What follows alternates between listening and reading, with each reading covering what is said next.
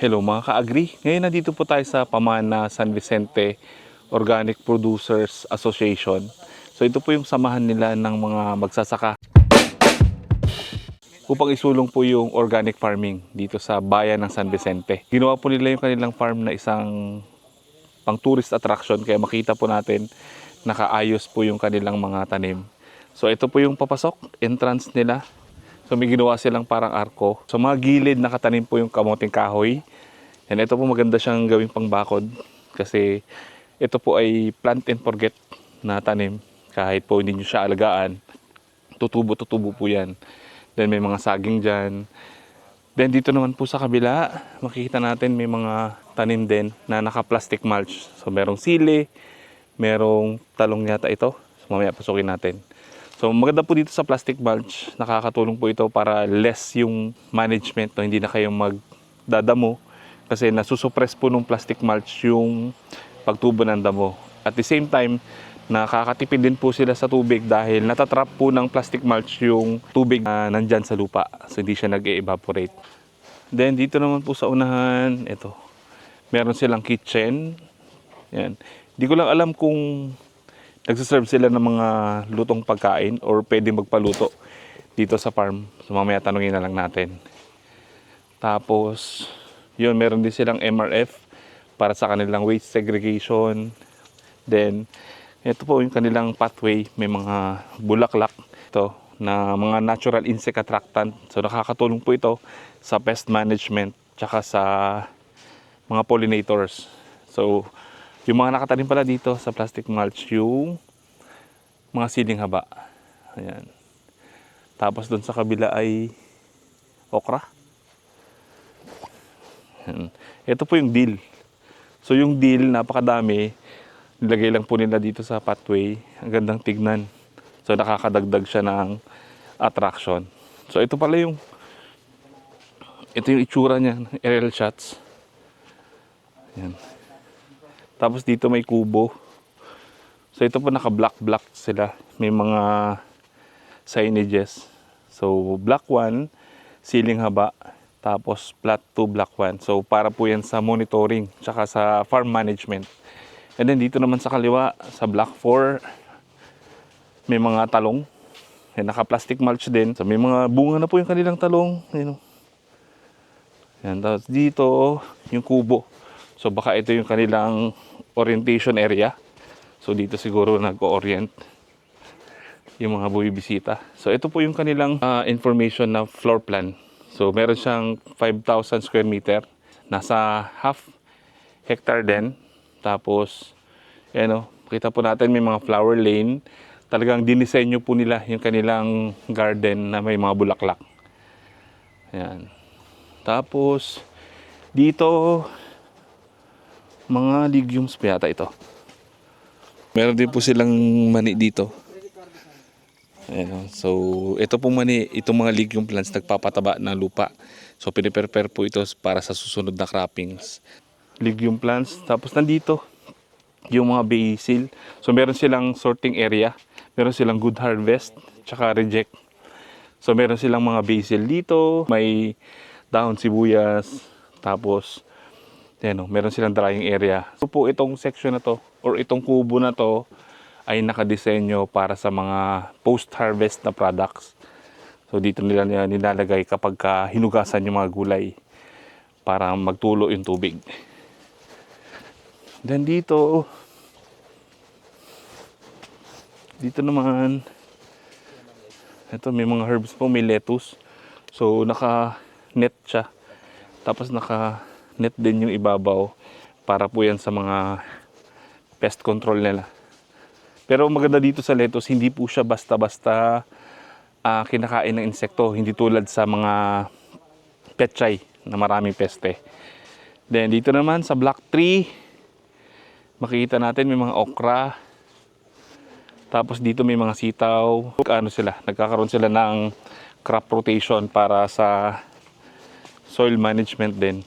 Legume plants tsaka yung mga solanaceous. Yan, pinagsasalit-salit po nila. Then dito, mais po sa likod. Dito naman may mga petchay. Bagong transplant po ito, no? Ayan, so naglagay lang sila ng net dahil sobrang init.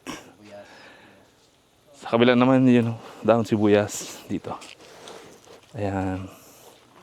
So naglagay din talaga sila ng shade net dahil sobrang init talaga ng panahon. Dito po hindi naman nawawala ng tubig, tay. Walon, tinamiting konti hapon po sir, nag-aulan eh. Ah, nag-uulan din. Oo, ito, ulan naman siguro, kaya meron kaming kanal na para yung tubig. Ah, umaapaw po dito? Labas po dyan. Minsan pa, nasisira yung tanim natin pag matubig. Opo. Ayan, meron silang flood control din. Para pagka malakas yung ulan, hindi po bahain. Hindi mapunta sa mga tanim yung tubig. So dito may CR din sa gitna. Tapos dito sa sagingan, paglabas ninyo may mga kamote. Ito. Kamote kahoy. Tapos dito may mga mais. Yan. So dito po hindi sila gumagamit ng chemical fertilizer. More on organic sila. At certified po sila ng DA. Dito tayo mga manok po. Ginawa lang po yan. Ang walang manok yan, hindi nalagyan. Ah, hindi pa nalagyan ng manok. Ginawa lang yung dahon nito. Ah. So doon meron pa po. Talong, Ah, may mga talong pa rin po doon. bago sili, kamatis, meron yan dyan. Opo, ito mga okra halo-halo na. Oo, kara-kara naman. Oo, wala na sila. Kung mapapansin nyo po, nakaschedule yung kanilang mga crops. May mga nagbubunga na, may mga kasunod, may mga punla pa para tuloy-tuloy po yung harvest, no? Opo, Kasi meron kasi tayong tinatawag na three sisters. Ang madalas na sinasama natin sa mais, yung sitaw tsaka kalabasa. Yung sitaw, siya yung nagpapataba ng lupa, tapos nagiging balag niya yung mais. Tapos yung kalabasa naman, siya yung nagsusuppress ng damo para hindi sumukal. Pero sa kanila dito, okra yung kanilang siningit. Ang maganda naman sa okra, matibay. Hindi siya basta-basta na bubugbog ng peste. Kahit kainin siya ng peste, hindi siya basta-basta mamamatay. Tapos, nakakatulong din siya. Instead na yung peste mapunta dun sa mais, siya yung unang nagiging barrier ng pest. So, part pa rin siya ng pest control. So, dito naman, yung kanilang talong, tataba. Tapos, may mga sili, talong din doon. So, makita niyo po, meron talaga silang daanan na papunta doon sa mga tanim. Ayan, may kamatis, sili, itong dahon sibuyas. Ang gandang tignan, no? Meron po kami napansin na facility na binigay ng DA, panggawa ng fertilizer. Yes po, opo. Pwede niyo ba ikwento kung ano po yun at paano ginagamit? Ayun po, meron po kaming shredder. Yung shredder na yan po is panggiling po sa mga like, meron po kaming kakawati, saging, na mga sariwa. Pwede po siya doong igiling. Mayroon din po kaming composting machine. Yung composting machine po is nagaano po siya ng mga 800 kilos. So magsishredder muna pa kami ng 800 kilos bago po namin i-compose po sa sa machine Meron po katagal yung pag-compose ng machine? Ang pag-compose po ng machine is 5 days. So sa 1 day is 8 hours. 4 hours sa umaga, then 4 hours din sa hapon. Kaya yun po. So 8 hours sa 1 day din, 5 days po namin siya i-machinery. Tapos pwede nang gamitin? Hindi mo na po i-dry pa po namin bago pa mo namin siya gamitin po. Yes po. So compost po yung mapuproduce? Opo. Compost. Kumbaga pinabilis yung proseso? Yes po. Pwede na po namin gamitin. Pag okay na po, pwede na pong pang fertilizer po. Yes po. So ito po yung mga dinonate ng DA, sir? Opo sir, yan po. Para saan po itong facility na to? Para po sir makagawa kami ng abono namin sa organic. Opo. Yan pang gagamitin namin. Itong shredder po? Ito po, dito una namin padaanin. Material. Pagkayari po dito ng mga Dayami. mga 800 kilos daw po yung gagawa namin ganyan, bago namin ilipat dito. Opo. So ito umikot po? Opo, meron po siyang dinamo. Diyan. May motor din? Opo, motor lang, saksak lang po. So ito po yung kanilang office. Yan, ito yung kanilang mga monitoring ng harvest, ng sales nila. Tapos mga certificate po ng mga members, yung mga nag-training. May mga bigas. Ito po ma'am yung mga members na nag-training. Opo. Yan, mga members po namin. So, yan po. Ito po yung mga sales po ninyo. Wow. Po, mga 6 digit na, 100,000 po ah. aming mga may Kinita. financial report po kami, may kinita is monthly po yung binta ng aming mga gulay. Opo. Ako po si Mrs. Barbara Juan, farm manager po ng Pamana Pamuayan. Paano po nagsimula itong pamana? Nagsimula po itong Pamana noong December 2022. Inalok po kami ng mga taga Department of Agriculture. Engineer Ma'am Jean Habera. Ano po kami ng LGU. So, pinuntahan po kami dito para, ayun nga po, mag-garden kami for organic. So, 2020, nag-start po kami is 2022. So, hanggang ngayon po. Ganun pa, ano pa rin po talaga kami. Hindi po kami nag-i-spray ng mga herbicide na yan. Talagang pre-chemical po kami dito. So, magpo 4 years na po. Ayun po. Ano po yung mga tanim na makikita dito sa Pamana Farm? Ayun po, yung makikita dito sa aming farm is meron po kaming sitaw, dahon sibuyas, sweet basil, meron po kaming mani, pong okra, meron pong talong. Saan niyo po binibenta or dinadala yung mga na-harvest? Yung amin pong na-harvest is meron po kaming GC ng community po dito sa Pamuayan. And then meron din pong Port Barton ads. So nag-aano po kami doon. Nagme-message kung sino po yung gustong mag-abel ng aming mga gulay or bibili. Din pag hindi naman po naubos sa ano po is inilalako pa namin din dito po sa community. Ayun po. Gano'n po kalaki yung farm nila na yun? Ang farm namin po is 5,000 square meter po. Kalating hektarya. Yes po. Pamamaraan po na magtatanim namin dito is organic po kami. Hindi po kami gumagamit ng mga binibiling mga herbicide po sa tindahan. Istagang gumagawa po kami ng aming mga pang-spray na mga concoction po. Para po sa pampabulaklak, mga fertilizer.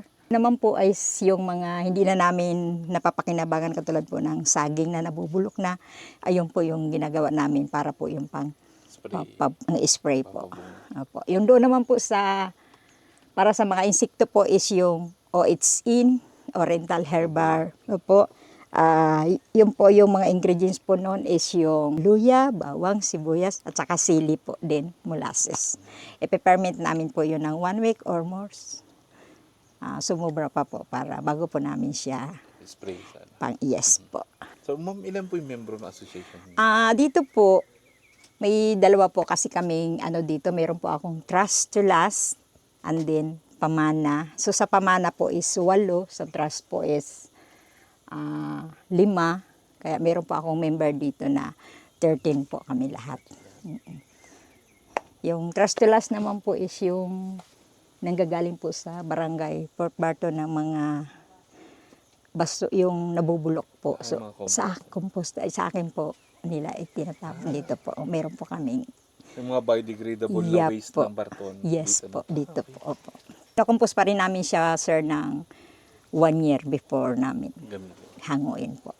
Mari po kaya namin malaman yung mga per kilo ng bentahan sa mga gulay nyo, like pechay, magkano nyo naibibenta? Opo. Yung pechay po is 100 per kilo po. Yung sitaw po is 100 din po yung aming benta.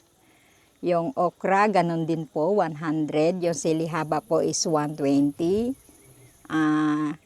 Yung okra, ganun din po, 100. So yung aming talong, 100 din po.